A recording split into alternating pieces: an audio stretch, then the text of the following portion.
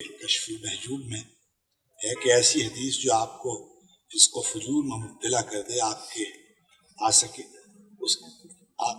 اس کے اختیار سے اس کا ترک کر دینا اس کے اختیار سے بہتر۔ سید حجویر نے یہ بات لکھی اور اس کے مطالب میں اہل دل کے لیے ایک ایڈوائس کی ہے کہ جب کوئی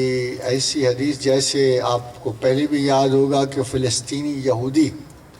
اس قدر متقی بنتے تھے اور اس قدر پرہیزگار بنتے تھے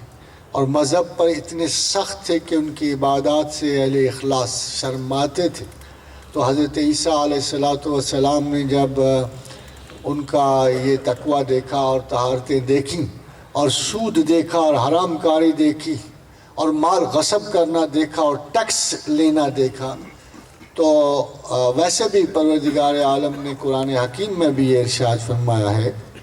کہ میں اچھی طرح جانتا ہوں عبادات میری داخلی اشارات کو غلط نہیں کر سکتی، میں جانتا ہوں۔ اسی لیے حضرت عیسیٰ علیہ السلام نے بھی ان سے کہا کہ تم ظاہرہ عبادات میں جتنے بھی بڑے ہو۔ جب وہ طوائف کو پتھر مارنے لگے تو حضرت عیسیٰ نے کہا کہ اس کو پہلا پتھر وہ مارے جس نے خود اس حرکت کا ارتکاب نہ کیا، اور اتنا یاد رکھا انی انبئکم بما تاکلون فی بیوتکم،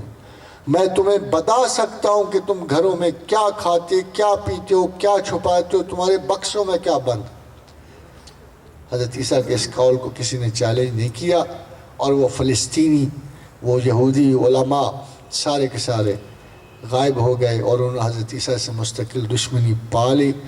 تو حضرات گرامی، یہ لازم ہے ہمارے اوپر، یہ بہت لازم ہے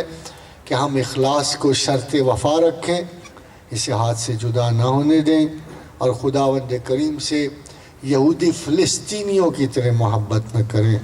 بلکہ اللہ کے بندوں کی طرح اخلاص ایک واحد ایسی ویلیو ہے جس پہ شیطان کا کوئی بس نہیں چلتا۔ جب اس نے یہ کہا کہ اے بندگان خدا، اے میرے اللہ مجھے مہلت دے، میں تیرے بندوں کے دائیں اور بائیں سے آؤں گا، آگے پیچھے سے آؤں گا، اوپر تلے سے آؤں گا،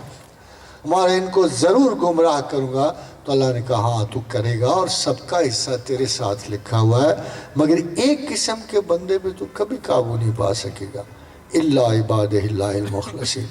وہ جو میرے ساتھ مخلص ہے۔ تو اللہ کے اخلاص کے ساتھ ہر عبادت بارور اور معنی خیز ہوتی ہے، اور اس کے بغیر تمام ریا اور نفاق ہوتا ہے۔